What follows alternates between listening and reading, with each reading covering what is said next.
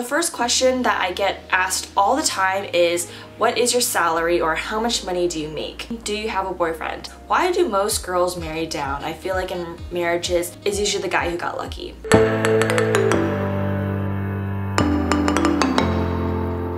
Hi everyone, welcome back to my channel. If you're new here, my name is Brittany, and today I'll be filming a Q&A. I know a lot of you guys have questions that I can't always answer, or a lot of you ask the same questions, so I thought it would be good to sort of do a question and answer session for you guys. And I posted on my Instagram stories as well as in several videos for you guys to submit questions. And if you have any additional or further questions, you can always comment again below with the hashtag QuestionsForB, and then I'll answer them in my next Q&A. So because I got a wide variety of questions, I'm going to break them up into different groups. First one will be about law school, being a lawyer, and career questions.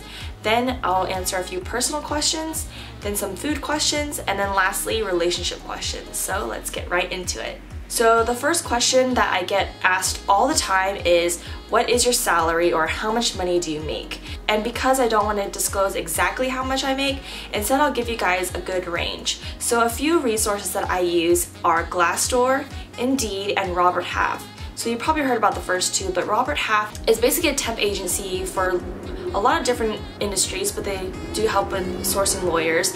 And they put out this salary guide every year, and it's very detailed. It tells you a lot of the good industries to get into, some surveys that they take from lawyers. And so if you are interested in that, definitely check the link below. It's a free guide and PDF that you can read, but they tell you all the different percentiles for the different jobs and the salary ranges. So the range is pretty large. So on the low spectrum, it's about $63,000, and on the high spectrum, it could be up to $160,000. There are obviously variances depending on which city and which state you're in. If you're in California or New York, you have to add 30 to 40% on top of the salary that I just mentioned. Now, if you go to Glassdoor or you go to Indeed, all you have to do is basically type in what a typical or average corporate counsel salary is, and that's basically what I am. It's also a large range because according to Glassdoor, it's $143,000, but according to Indeed, it's only $113,000. So obviously the range is large, and I'll just tell you that I'm definitely within these ranges. Okay, so the next question is what law school dropout rates were like at Chapman. For me, I remember after the first semester of our 1L year, there were definitely 2 to 3 people who dropped out of our track, either because they couldn't hack it or they didn't like law school, they realized it's not for them. There's a lot of different reasons why people drop out, but they say online the average is 20 to 40% of your 1L class will drop after the first year, because a lot of people just realize it's not for them, or they didn't get good grades, or it's just too difficult, or they decided to transfer. There's a lot of reasons, but just expect that there will be people that don't end up finishing with you. My next question is about what law school classes you can expect to take during law school.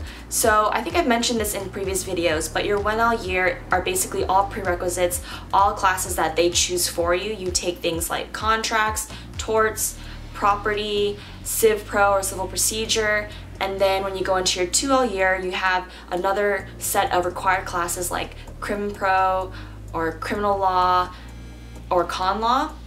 But then there's also room for you to take electives. So if you're interested in IP, you could take an IP class, or you might take corporations or community property. It really depends on what you're interested in, and maybe if you're on a certain track, what classes to take. This next question is pretty long, but I think the gist of her question was basically, what classes should I take as an undergrad or when I'm in college before law school? What would be advantageous to me? I think I've also mentioned this in previous videos, but honestly, I don't think it matters what you take in undergrad, because law schools aren't going to look at your transcripts that closely to see exactly what classes you took, and I don't think it'll give you that much of an advantage. Obviously, GPA and LSAT are the most important things to get down, and after that, sure, take some classes related to law for yourself to figure out if it's something that you want to do, if you like learning about the law or doing things related to the law. Also, these classes might be good because maybe you'll get a letter of recommendation from your professor who might have been a previous lawyer, or it'll just be a good topic that you can write in one of your essays. So I would think about these classes more as supplements to help you to round out your application in terms of essays, letters of rec, or just to understand if you want to be a lawyer. But I don't think that it would help you or make that much of a difference in your overall application when you're actually just looking at the statistics of what classes you took. Just like there's no set undergrad major that you need, there's no set classes as well. So the last question in this law school career section is, what are your thoughts on part-time versus full-time programs? Honestly, I think it's really up to you. If you need to work while you're going to law school because you can't afford it otherwise, then by all means do it. I think it really just depends on how quickly you want to finish law school. I know for me, I don't think I could have waited any longer than the 3-year minimum, and so that's why I did full-time. And also, I didn't have a job since I was coming right out of undergrad, so it really depends on your situation. I would say though that remember, law school is difficult. You'll be studying a lot, and you'll have a lot of homework, you'll have classes, and it might be difficult to work during the day, go to school at night, and then have to study, especially if you have a family or kids to take care of. So just to keep these things in mind, I think I would lean towards full-time programs just because you can focus all your time on studying. Of course, you're gonna have to take out loans if you can't work, but I did a whole video about why paying for law school is annoying and it's something that you have to deal with, but it's not impossible. Okay, so now I'm going to answer a few personal questions. The first one being, do you have a boyfriend? So this person probably doesn't watch a lot of my videos, but I'm actually married. Yes, I have a husband. He is the reason why I moved to New York because he's the one that wanted to come here, and I've talked about him in several videos. You've probably seen him in some vlogs, passing back and forth. He's usually in the background. We got married at the end of August 2016. I have a whole playlist if you want to watch our wedding video, and his name is Huy. And I would like to take this time to clarify one thing, is that no, I am not Vietnamese. I know my last name is Tran, but that's my married last name. So obviously my husband is Vietnamese, and that's why when I took his last name, I now have a Vietnamese last name, but I am actually Chinese. So for all those people who also ask me that question, no, I'm not Vietnamese, I am Chinese. Okay, so next I'll answer a few food questions. You know that I love to eat food and try new places. I have a few food guides, and I love to answer questions about food for you. And so the first one is, do you have any food recommendations for Philly? So I did a whole travel guide when Huy and I went to Philly about a year ago, and there's obviously a lot of great places to eat, but I would say my top 2 would be Cleavers for their Philly cheesesteak sandwiches, and Zahav, which is this Middle Eastern restaurant by the same people who do Dizengoff, if you have tried them in Chelsea Market. It's definitely fancy, and I would say try to make reservations very far in advance, and if not, go super early to see if you can get a table at the counter, because we tried that weekend and on Saturday we weren't able to eat there, but we were able to get there on Sunday. It's really good Middle Eastern food. The next question I got are, what are your top 3 pie places in New York City? I assume you mean dessert pies, and although I love pie, for some reason I haven't really eaten that much pie here in New York. So instead I thought I would answer this question with my top 3 chocolate cake places, because chocolate cake is hard to find, because especially if you're picky like me, I like a dense chocolate cake that is very intense in chocolate flavor and not too cakey, but not too moussey, if that makes sense. And so I think my all-time favorite was Magnolia Bakery's chocolate cake.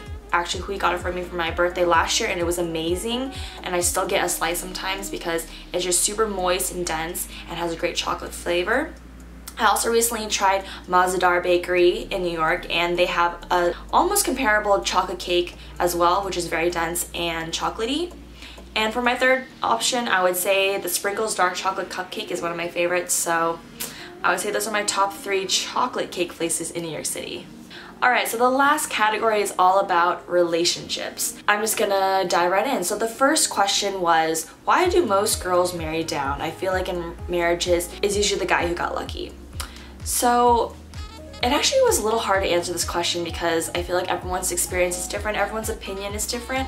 But I feel like for me, I thought about it as timing is everything. I feel like with relationships, there could be 2 people who are perfect for each other, but for some reason it just doesn't work out because of where they are in their lives or what's going on in their lives at that time. And so I think if the timing is right, maybe one person just so happened to be the right person for that girl at that time or that guy at that time.